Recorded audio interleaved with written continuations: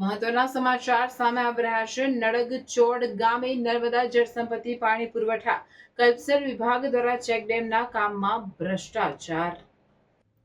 Contractor વ્યારાના BR Vaghela દ્વારા local રેતીનો ભરપૂર ઉપયોગ કરી કામગીરી ચાલે છે અને શોભાના ગાંઠિયા સમાન તાપીની રેતીને આરામ ફરમાવવામાં આવે છે।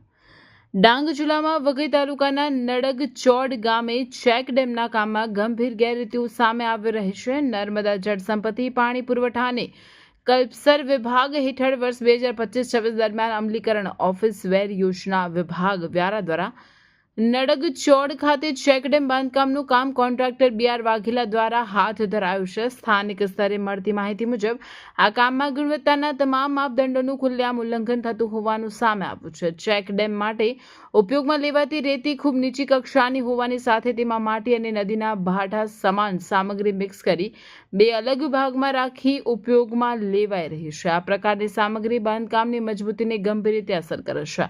આ ઉપરાંત કોન્ટ્રાક્ટર સ્થળ પર હાજર રહેતા નથી અને આખું કામ માત્ર મજૂરોના ભરોસે ચાલી રહ્યું છે।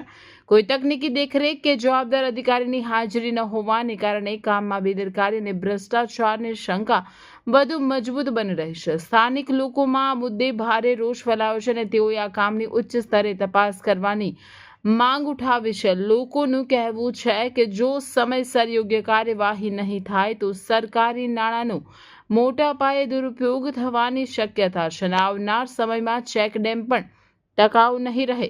આ અંગે વિભાગના જવાબદાર અધિકારીઓ તાત્કાલિક સ્થળ પર પહોંચી તપાસ કરી કોન્ટ્રાક્ટર સામે કડક પગલાં લેવાની અને ગુણવત્તાયુક્ત કામગીરી સુનિશ્ચિત કરવાની જરૂર છે। રિપોર્ટર રમેશ માહલા, ડાંગ।